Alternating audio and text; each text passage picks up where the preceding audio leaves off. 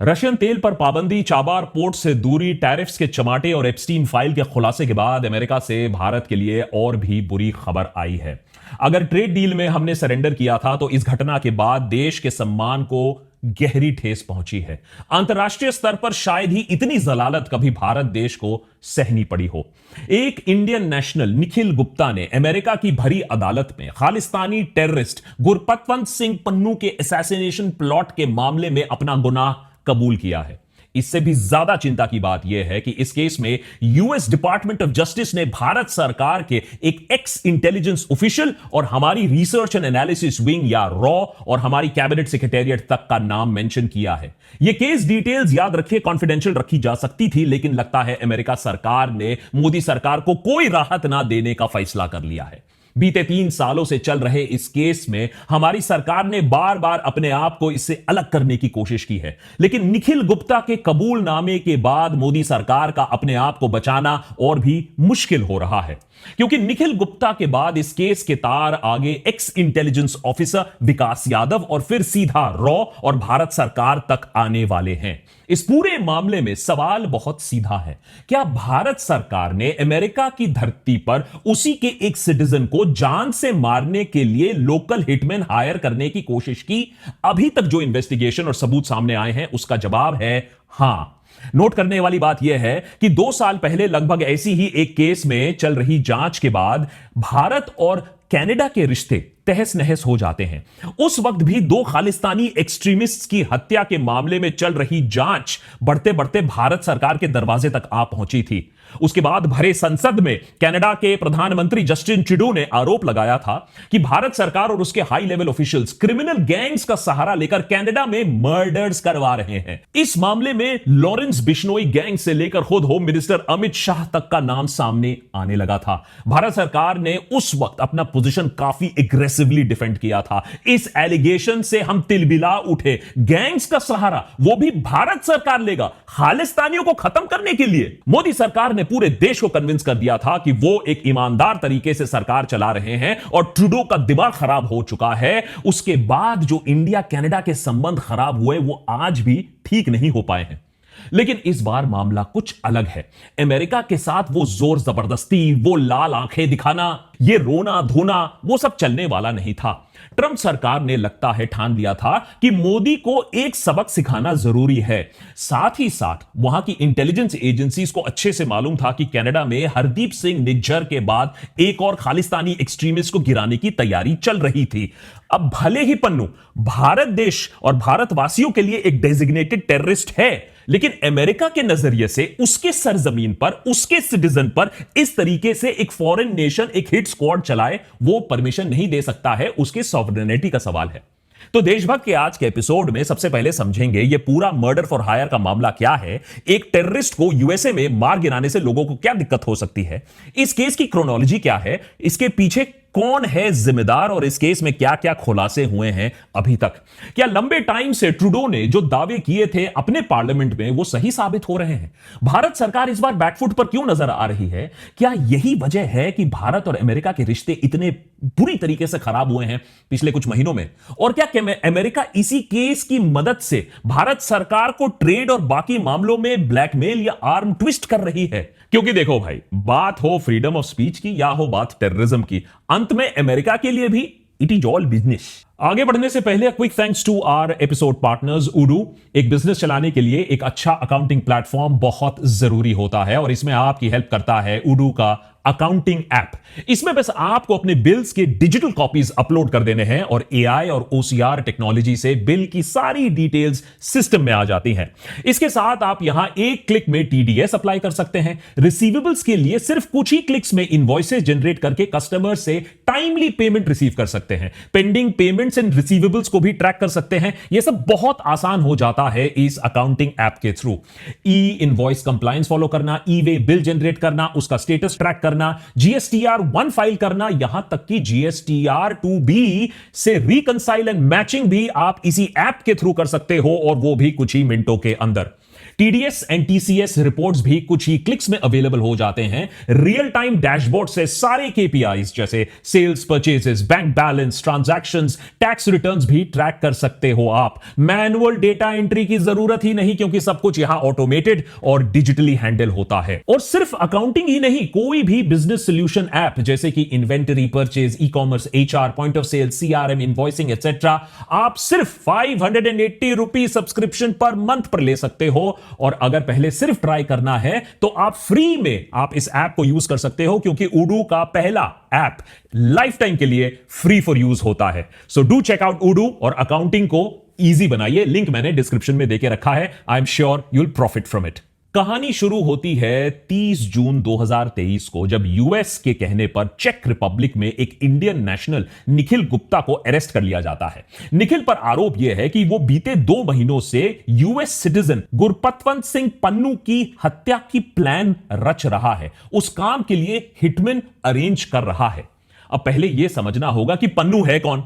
भारत सरकार के नजर में पन्नू एक टेररिस्ट है। वो US based Khalistani separatist activist है। सीक्स फॉर जस्टिस नामक ऑर्गेनाइजेशन का लीडर है। इंडिया ने उसकी ऑर्गेनाइजेशन को बैन करके रखा है। पन्नू खुद इंडिया के डेजिग्नेटेड टेरर लिस्ट में शामिल है। यूएस में रहकर वो referendums, threat videos, anti India campaign, hate, ये सब काम करता रहता है। इसी वजह से वो इंडियन सिक्योरिटी एस्टैब्लिशमेंट के रेडार पर काफी समय से है। लेकिन वो आतंकवादी कम है, कार्टून ज्यादा लगता है। उसे मार गिराने की जरूरत क्यों आन पड़ी, इस पर हम बाद में आते हैं। अभी आते हैं असली कहानी पर। यूएस प्रोसिक्यूटर्स के मुताबिक असैसिनेशन प्लॉट की ग्राउंडवर्क मई 2023 के आसपास शुरू होती है। इन्वेस्टिगेशंस बताती हैं कि निखिल गुप्ता को इस ऑपरेशन के लिए रिक्रूट किया गया था। किसने? Via Vikas Yadav. US department of justice का कहना है कि विकास यादव उस वक्त गवर्नमेंट ऑफ इंडिया के कैबिनेट सेक्रेटेरिएट में इंप्लॉयड था। वही सेक्रेटेरिएट जिसके अंडर इंडिया की फॉरेन इंटेलिजेंस सर्विस या research and analysis wing operate करती है। खैर, अभी आप क्रोनोलॉजी समझिए, जो कि एक ट्रेजी कॉमेडी से कम नहीं है, जिससे हमारे देश की छवि और रॉ के रेप्यूटेशन को भी काफी ठेस पहुंची है। विकास, जो कि रॉ एजेंट था, उसने निखिल को पन्नू की हत्या करने के लिए हायर किया। गुप्ता ने क्या किया? उसने अमेरिका में एक ऐसे कॉन्टैक्ट को अप्रोच किया जिससे वो अंडरवर्ल्ड क्रिमिनल समझ रहा था, ताकि वो उसके जरिए एक प्रोफेशनल हिटमैन को हायर कर पाए। पन्नू का सफाया इसी तरीके से होने वाला था। और यहीं पर आता है सबसे बड़ा ट्विस्ट इस कहानी में। जिस कॉन्टैक्ट को गुप्ता ने अप्रोच किया था, वो एक्चुअली एक यूएस ड्रग इंफोर्समेंट एडमिनिस्ट्रेशन का कॉन्फिडेंशियल सोर्स था। अब इस सोर्स ने गुप्ता को एक हिटमैन से मिलवा भी दिया, जो असल में एक डीईए का अंडरकवर ऑफिसर था। यानी गुप्ता को पता ही नहीं था कि वो अपना पूरा प्लान अमेरिकन एजेंट्स को बता रहा है। और यूएस एजेंसीज ने क्या किया? पूरा ऑपरेशन डॉक्यूमेंट करना शुरू किया और हर एक बात को रिकॉर्ड किया, कॉन्वर्सेशन को टेप किया, यहां तक कि उसको रॉ एजेंट विकास के बारे में भी सारी जानकारी मिल गई, क्योंकि विकास ने बेसिक इंटेलिजेंस एजेंसी प्रोटोकॉल तोड़ते हुए निखिल को अपना फोटो, वो भी इन यूनिफॉर्म, अपने डिटेल्स और यहां तक कि निज्जर की हत्या होने के बाद जो तस्वीर है, सब कुछ शेयर किया। यूएस एजेंसीज को इसी से पता चला कि भारत का एक ऑफिसर एक इंटरनेशनल हिट स्क्वाड चला रहा है। कोर्ट फाइलिंग्स के मुताबिक गुप्ता और यादव ने मिलकर मर्डर कॉन्ट्रैक्ट फाइनलाइज किया। $100,000 में डील फाइनलाइज हुआ। इसमें से लगभग $15,000 जून 2023 में एज एडवांस पेमेंट के रूप में भेजा गया। अब यह पेमेंट भी किसी इंटरमीडिएटरी या किसी इनडायरेक्ट रूट से पहुंचाया नहीं गया, डायरेक्टली ट्रांसफर कर दिया गया। मने प्रोसिक्यूटर्स के पास अब कंस्पिरेसी से रिलेटेड कॉन्क्रीट फाइनेंशियल प्रूफ भी था, जो रॉन्ग डूइंग साबित करने में काफी हद तक कोर्ट में यूजफुल होता है। यूएस इंडाइटमेंट कहता है कि विकास यादव ने पन्नू की डिटेल्ड पर्सनल इंफॉर्मेशन गुप्ता को दी, जैसे उसका न्यूयॉर्क में रेजिडेंशियल एड्रेस क्या है, फोन नंबर क्या है, रूटीन मूवमेंट्स क्या है। गुप्ता ने फिर यह सारी सेंसिटिव इंफॉर्मेशन अंडरकवर ऑफिसर को दी, जिसको वो हिटमैन समझकर बैठा था। इसके अलावा गुप्ता अपने हिटमैन को रेगुलर ऑपरेशनल अपडेट्स भी देता था, सर्वेलेंस फोटोग्राफ शेयर करता था, लोकेशन कंफर्मेशन देता था, बार बार हत्या जल्दी एग्जीक्यूट करने का प्रेशर भी बना रहा था। बस एक कंडीशन थी कि गुप्ता अपने हिटमैन से कह रहा था कि assassination Indian prime minister Narendra Modi के जून 2023 के यूएस स्टेट विजिट के आसपास ना हो। मतलब प्लॉटर्स डिप्लोमेटिक सेंसिटिविटीज को ध्यान में रखकर टाइमलाइन अपना एडजस्ट कर रहे थे।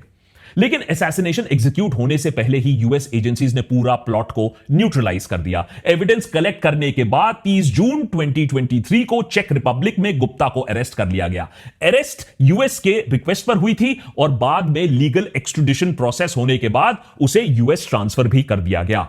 लगभग 1 साल के लीगल प्रोसीडिंग्स के बाद जून 2024 में गुप्ता को यूनाइटेड स्टेट्स एक्सट्राडाइट किया गया। तब से वो ब्रुकलिन फेडरल डिटेंशन फैसिलिटी में जुडिशियल कस्टडी में है। एक्सट्रेडिशन के तुरंत बाद गुप्ता ने यूएस कोर्ट में नॉट गिल्टी प्लीड किया था, लेकिन इन्वेस्टिगेशन, प्ली नेगोशिएशन, अपने खिलाफ एविडेंस को देखते हुए उसने लगता है अपना गुनाह अब कबूल कर लिया है। यूएस डिपार्टमेंट ऑफ जस्टिस ने कंफर्म किया है कि गुप्ता ने अपना स्टैंड बदल लिया है। उसने murder for hire, conspiracy to commit murder for hire, conspiracy to commit money laundering, तीनों काउंट्स पर अपने आप को गिल्टी अब वो प्ली कर रहा है। इन चार्जेस में कंबाइंड सजा की बात करें तो 40 साल तक आपको सजा हो सकती है। फाइनल सेंटेंसिंग 29 मई 2026 को होने वाली है। एक तरफ जहां अमेरिकन एजेंसीज इस मर्डर प्लॉट की तहकीकात कर रही हैं, तो दूसरी तरफ भारत सरकार इस केस से अपना पड़ला झाड़ने की कोशिश कर रही है। नवंबर 2023 जब निखिल गुप्ता का फर्स्ट इंडाइटमेंट पब्लिक होता है, तब मिनिस्ट्री ऑफ एक्सटर्नल अफेयर्स ने कहा कि किसी इंडिविजुअल और मर्डर प्लॉट को इंडियन ऑफिशियल से लिंक करना अपने आप में अ मैटर ऑफ कंसर्न है और यह गवर्नमेंट ऑफ इंडिया की पॉलिसी के बिल्कुल खिलाफ है। साथ ही इंडिया ने एक हाई लेवल इंक्वायरी कमिटी भी बैठाने का फैसला किया ताकि यूएस कंसर्न्स को एग्जामिन किया जा सके। लेकिन कनाडा के इल्जामों की तरह यहां सरकार ने लाल आंख नहीं दिखाई, अमेरिका को चीखने चिल्लाने नहीं लगी। फिर लगभग 1 साल बाद अक्टूबर 2024 में यूएस ने सेकंड इंडाइटमेंट फाइल की, जिसमें विकास यादव का नाम और एलिजेड रोल के डिटेल्स भी सामने आने लगे। अब मामला और पेचीदा हो जाता है, लेकिन इस वक्त तक भारत सरकार ने कुछ अपना होमवर्क कर लिया था। इस बार एमईए ने बताया कि विकास यादव था, लेकिन अब वो गवर्नमेंट एम्प्लॉयमेंट में नहीं है। दरअसल इसी बीच विकास यादव को सरकारी नौकरी से बाहर निकाल दिया गया और दिल्ली पुलिस ने उसे एक अनरिलेटेड क्रिमिनल केस में अरेस्ट कर लिया, लेकिन कुछ ही महीनों के अंदर उसे बेल मिल जाती है। आज के डेट में सिचुएशन यह है कि Nikhil Gupta US federal custody में है, गिल्टी प्ली कर चुका है, सेंटेंसिंग का इंतजार कर रहा है। विकास यादव यूएस में आज भी एक वांटेड को कंस्पिरेटर है, जिसके लिए यूएस चाहे तो ऑफिशियल एक्सट्रेडिशन रिक्वेस्ट डाल सकती है, क्योंकि निखिल गुप्ता के गिल्टी प्ली के बाद यूएस में यह पूरी कंस्पिरेसी अब साबित हो चुकी है। इसीलिए अब विकास यादव का बचना थोड़ा मुश्किल है। हालांकि भारत में उसके खिलाफ क्रिमिनल प्रोसीडिंग्स इनिशिएट कर दिए गए हैं। क्यों कर दिए गए हैं?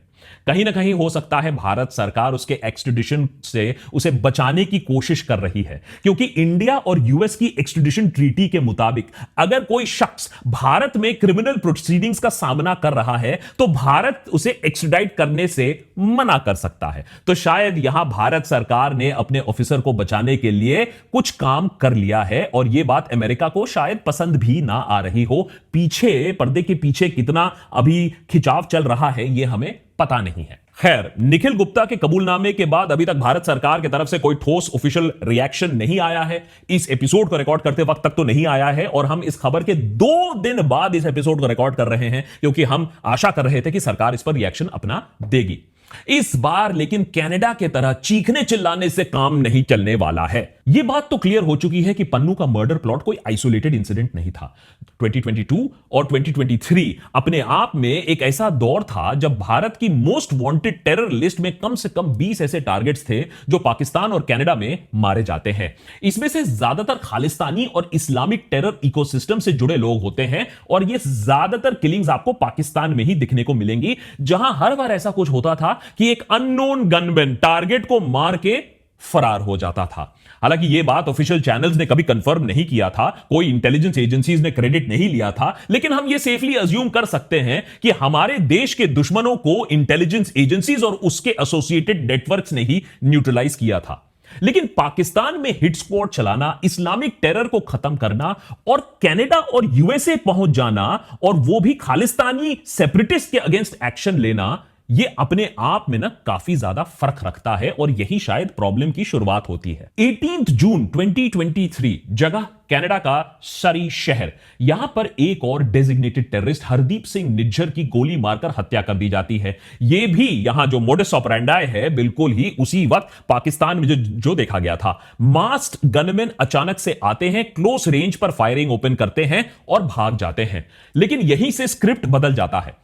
कनाडा की एजेंसीज ने इस हत्या की गहरी जांच की और इससे पहले कि वो सच तक पहुंच पाती, निखिल गुप्ता ने अपने आप को एक्सपोज कर दिया, प्लॉट को एक्सपोज कर दिया। बस उसे पता नहीं था कि यूएस एजेंट्स को यह सारी खबर वो पहुंचा रहा है और पूरा प्लॉट को रिवील कर रहा है। यहां तक कि जब निज्जर मारा गया उस दिन विकास यादव सो कॉल्ड एजेंट ने निखिल को सारी प्रोटोकॉल्स तोड़ते हुए डायरेक्ट कांटेक्ट करके इस इंसिडेंट की वीडियो भेजी, जिससे निखिल बड़े ओवर कॉन्फिडेंस में जिसने उसे अपने यूएस हिटमैन को फॉरवर्ड कर दिया, यह कहते हुए कि पन्नू को भी अब मारा जा सकता है और अभी ऐसे और बहुत सारे लोगों का नंबर आने वाला है, जिससे यूएस एजेंट्स को यह बात भी समझ में आ गई कि यह किलिंग स्प्री रुकने वाला नहीं है। बस फिर क्या था, यूएस के फाइव आइज इंटेलिजेंस ग्रुप के जरिए यह बात कनाडा को बता दी गई और वहां की ट्रूडो सरकार ने सीधा भारत सरकार के खिलाफ मोर्चा खोल दिया। सितंबर 2023 में कैनेडियन प्राइम मिनिस्टर, उस समय के प्राइम मिनिस्टर जस्टिन ट्रूडो ने कनाडा के पार्लियामेंट में बम गिरा दिया।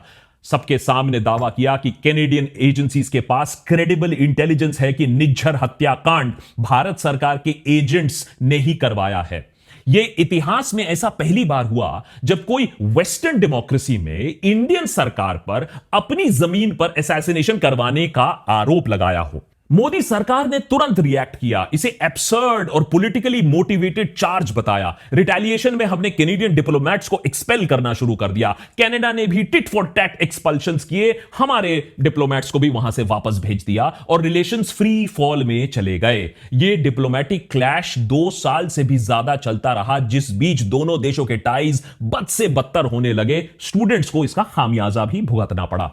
क्रिमिनल इन्वेस्टिगेशन के मामले में मई 2024 में रॉयल कैनेडियन माउंटेड पुलिस ने 3 इंडियन नेशनल्स करण ब्रार, कमलप्रीत सिंह और करणप्रीत सिंह को निज्जर के मामले में अरेस्ट करके फर्स्ट डिग्री मर्डर और कंस्पिरेसी चार्जेस भी फाइल कर दिए। अथॉरिटीज का कहना है कि इन्वेस्टिगेशंस जारी है, wider conspiracy including possible foreign links examine किए जा रहे हैं। इन्वेस्टिगेशंस के बीच में एक और मर्डर स्पॉटलाइट में आता है और यह था खालिस्तानी एक्सट्रीमिस्ट और एनआईए के कैटेगरी में grade A gangster Sukhdool Singh. सितंबर 2023 में कनाडा के विनीपेग में उसे भी गोली मारकर उसकी हत्या कर दी जाती है। कैनेडियन एजेंसीज ने बाद में बताया कि निज्जर और सुखदूल सिंह के मर्डर्स के बीच में इंटेलिजेंस लिंकेजेस हैं। साथ ही मर्डर्स में इंडियन डिप्लोमेटिक स्टाफ और बिश्नोई गैंग का हाथ भी बताया गया। यहां आता है सबसे शर्मनाक एलिमेंट, क्योंकि कनाडा सरकार का ऑफिशियल तरीके से आरोप तो यही है कि भारत सरकार ने इस ऑपरेशन को कुछ इस तरीके से अंजाम दिया। इंडियन डिप्लोमेटिक स्टाफ इन टारगेट्स पर नजर रखते, उन पर इंटेलिजेंस गैदर करते हैं, फिर इसे भारत में बैठी इंटेलिजेंस एजेंसीज को दे दिया जाता पूरा इंफॉर्मेशन। भारत में इंटेलिजेंस ऑफिसर्स बिश्नोई गैंग या बाकी क्रिमिनल नेटवर्क्स को ये इंटेलिजेंस प्रोवाइड करते और इन टारगेट्स को न्यूट्रलाइज फिर करवा देने का इशारा दिया जाता। उस वक्त तो भारत सरकार ने कनाडा को डांट लगा दिया कि इस तरीके की बकवास आप कैसे कर सकते हो। इसे एक डिप्लोमेटिक क्लैश में हमने बदल दिया, मामले को रफा दफा कर दिया। बीते 3 सालों से भारत का भी स्टांस इस मामले में क्लियर है। ऐसा नहीं कि कनाडा की कोई गलती नहीं है। कनाडा खालिस्तानी एक्सट्रीमिज्म के लिए सेफ हेवन बन गया है, इस पर कोई डिबेट डिस्कशन नहीं है। वायलेंट सेपरेटिस्ट को पॉलिटिकल लेजिटिमेसी वहां मिल रही है। इंडिया की सिक्योरिटी कंसर्न्स वैलिड हैं, इस पर भी कोई डिबेट नहीं है। लेकिन वहां कनाडा बार बार एक ही जवाब देता आया है और वो ये है कि दिक्कत आपके देश में है, अगर आपके देश के लोगों को है जो यहां आकर जिन्होंने रेफ्यूज लिया है, लेकिन अब वो कैनेडियन सिटीजंस हैं, आप उनको गुंडे भिजवाकर मरवा नहीं सकते हो। ये कनाडा की सॉवरेनिटी को कॉम्प्रोमाइज करता है। अब सोचो कि कोई बलोच का बड़ा सेपरेटिस्ट हमारे देश में शरण लेता है और हम उसे इंडियन सिटीजनशिप भी दे देते हैं। उसके बाद आईएसआई का कोई एजेंट आता है, कोई हिटमैन आता है, उसे गोली मारकर चले जाता है दिल्ली के बीचों बीच। तो क्या यह बात भारत सरकार को मंजूर होगी? नहीं होगी, क्योंकि अल्टीमेटली यह आपकी देश की सॉवरेनिटी का सवाल है। इस पूरे क्लैश को देशभक्त पर हम रियल टाइम पर काफी दिनों से ट्रैक करते आए हैं। आपको अगर कनाडा के साथ ये स्टैंड ऑफ के बारे में डिटेल में जानना है, उस समय भारत ने क्या क्या दलीलें दी थी वो समझना है, तो जरूर इन वीडियोस को रिविजिट करिएगा। खैर, उस वक्त एक और इंटरेस्टिंग चीज हुई थी जिस पर उस वक्त तो ज्यादा डिटेल में बातचीत नहीं हो पाई, लेकिन अब उसे इग्नोर नहीं किया जा सकता है, और वो है होम मिनिस्टर अमित शाह का involvement. Canada constantly in murders में भारत सरकार के टॉप लेवल से इंस्ट्रक्शन आने की बात करता आया है। हालांकि उसने ऑफिशियली किसी का नाम नहीं लिया था, लेकिन 2024 के डिप्लोमेटिक स्टैंड ऑफ के बीच उनके फॉरेन मिनिस्टर ने प्रेस के सामने अमित शाह के इन्वॉल्वमेंट की भी बात लीक कर दी थी। और अब जब यूएस की इन्वेस्टिगेशन में कैबिनेट सेक्रेटेरिएट और रॉ की बात सामने आ चुकी है, तो सवाल तो कुछ संगीन जरूर उठते हैं। 5 सवाल। सवाल नंबर 1, अमित शाह और उनसे जुड़े लीवरेज का। हमने पहले ही देशभक्त पर आपको बताया है कि कैसे यूएस के साथ हमें एक हाईली अनइक्वल ट्रेड डील की एक इंटरिम फ्रेमवर्क पर हस्ताक्षर करना पड़ा, मानना पड़ा अमेरिका की शर्तों को।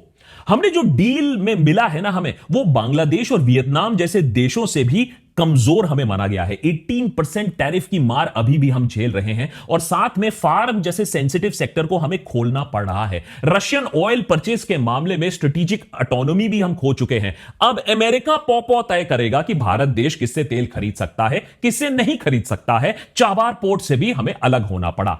इन सवालों पर हमारे मंत्री से अब अगर आप सवाल भी कर लो तो वो सीधे मुंह आपसे बात करने को राजी नहीं है। हम देशभक्त पर यह सवाल पहले भी उठा चुके हैं कि आखिर वो ऐसी कौन सी चीज है, कौन सा लीवरेज है जो यूएसए के पास है हमारे खिलाफ कि हम बांग्लादेश से भी खराब डील इंडिया को ऑफर किया गया है। क्यों हम यूएसए के साथ एज एन इक्वल पार्टनर नहीं डील कर पा रहे हैं? 4th लार्जेस्ट इकोनॉमी है, going to be 3rd largest. कहां से आता है यूएसए के पास इतना कॉन्फिडेंस कि हमारे मंत्री, हमारे पीएमओ, हमारे प्रधानमंत्री सबको हम मनवा लेंगे?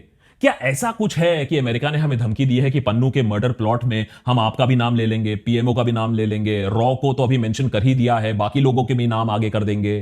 क्या इसीलिए हमने गुड बॉय होकर इस डील पर हस्ताक्षर कर दिया है, अपने फार्म सेक्टर को खोल दिया है? सवाल नंबर 2, हर बड़ा राष्ट्र, हर बड़ा देश अपनी नेशनल सिक्योरिटी के लिए कोवर्ट कैपेबिलिटीज मेंटेन करता है। इंटेलिजेंस एजेंसीज ऐसा काम करती है। बार फिर से बता दूं, हम ऐसा ऑपरेशन कर रहे हैं, टेररिस्ट को कोने में डाल रहे हैं, इससे प्रॉब्लम नहीं है। यह काम यूएसए, इजराइल, रशिया, चाइना सब करते हैं। और ऐसा नहीं है कि कोई पकड़ा नहीं जाता, यह बात भी सच है, कई बार एजेंट्स पकड़े जाते हैं। और उस वक्त सरकारें या तो अपने आप को कंप्लीटली डिस्टेंस कर लेती हैं, उसमें सफल हो जाती हैं, या तो फिर बंद दरवाजों के बीच में कोई डील हो जाती है और मामला अपने आप रफा दफा हो जाता है। लेकिन कभी आपने ऐसा नहीं सुना होगा कि इंटेलिजेंस ऑपरेशन इतने एमेच्योर तरीके से अपने ही कांड की वजह से पकड़े जाते हैं, सबूतों के साथ पकड़े जाते हैं। अब रायता तो फैल गया है, लेकिन सवाल यह भी उठता है कि इतना रत्ती भर भी गुडविल नहीं था हमारा अमेरिका के साथ कि इस मामले को हम चुपचाप रफा दफा कर सके। यह सारा मामला सामने आ गया। क्यों? हम तो विश्वगुरु थे। सवाल नंबर 3, कनाडा में पकड़े जाने के बाद मोदी सरकार फ्रंट फुट पर खेल रही थी। अरे जो बात हम चुपचाप आराम से भी कर सकते थे, हमने उसे अपने ईगो पे ले लिया, फुल ब्लोन डिप्लोमेटिक क्राइसिस करवा दिया, सारी दुनिया का ध्यान अपने तरफ खींच लिया, सारी इंटेलिजेंस एजेंसीज को चौकस कर दिया। हां, उस वक्त कनाडा सरकार भी कुछ काम बेहतर तरीके से कर सकती थी, यह बात मैं मानता हूं, लेकिन भैया ताली एक हाथ से तो बजती नहीं है। तो ये स्ट्रैटेजी, ये एग्रेशन वाली स्ट्रैटेजी किसकी थी? कौन जिम्मेदारी लेगा इसका? सवाल नंबर 4, लॉरेंस बिश्नोई गैंग सालों से हमारे देश में मर्डर्स, एक्सटॉर्शन का रैकेट चलाते आई है। बाबा सिद्दीकी से लेकर सिद्धू मूसेवाला जैसे हाई प्रोफाइल मर्डर्स इसी गैंग में शामिल होने की वजह है, इन्हीं गैंग्स ने शायद करवाया है। इसके टॉप गैंगस्टर सालों से जेल में सड़ रहे हैं या नहीं सड़ रहे हैं। तो क्या भारत सरकार को अपने कोवर्ट ऑपरेशन के लिए ऐसी ऑर्गेनाइज्ड क्राइम नेटवर्क का सहारा लेना चाहिए था? क्या ऐसा करने से हम इन गैंग्स को लेजिटिमेसी नहीं दे रहे हैं और बढ़ावा नहीं दे रहे? और जब सरकार इन गैंग्स को देश से बाहर मर्डर्स करवाने के लिए हायर कर सकती है, तो हम कौन से गारंटी से यह बात कह सकते हैं कि देश के अंदर जो हाई प्रोफाइल मर्डर्स हो रहे हैं उसके पीछे यह गुट शामिल नहीं है? सवाल नंबर 5, क्या जरूरत थी, अगर आप high profile, high risk operation कर भी रहे हो, पकड़े जाने का पूरा थ्रेट है और अगर पकड़े गए तो दुनिया में छीछी होगी, आपको पता है, तो एटलीस्ट हाई रिवॉर्ड टारगेट तो ढूंढो। दाऊद इब्राहिम होता मुझे समझ में आता, मौलाना मसूद अजहर होता तो मुझे समझ में आता, लेकिन पन्नू, अरे यार इसका कोई ग्लोबल टेरर फुटप्रिंट ना है, अपने बिल में बैठकर वीडियो बनाता रहता है, तो क्या इस तुच्छे से टारगेट के लिए एक असैसिनेशन प्लान करना, अमेरिका से पंगा लेना, यह क्या जायज था?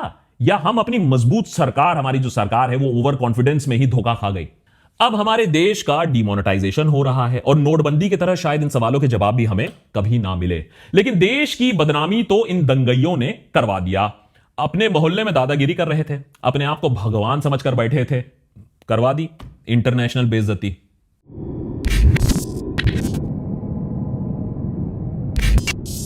Many thanks to Udu for making this deep dive episode possible. कैसा लगा एपिसोड जरूर कमेंट करिए। और अगर आपको अपने बिजनेस में अकाउंटिंग कम से कम आसान करना है तो जरूर sign up for Udu, link मैंने नीचे डिस्क्रिप्शन पे देके रखा है। कम से कम अपना बिजनेस तो आसान रखिए, पता नहीं देश में बिजनेस कहां जा रहा है।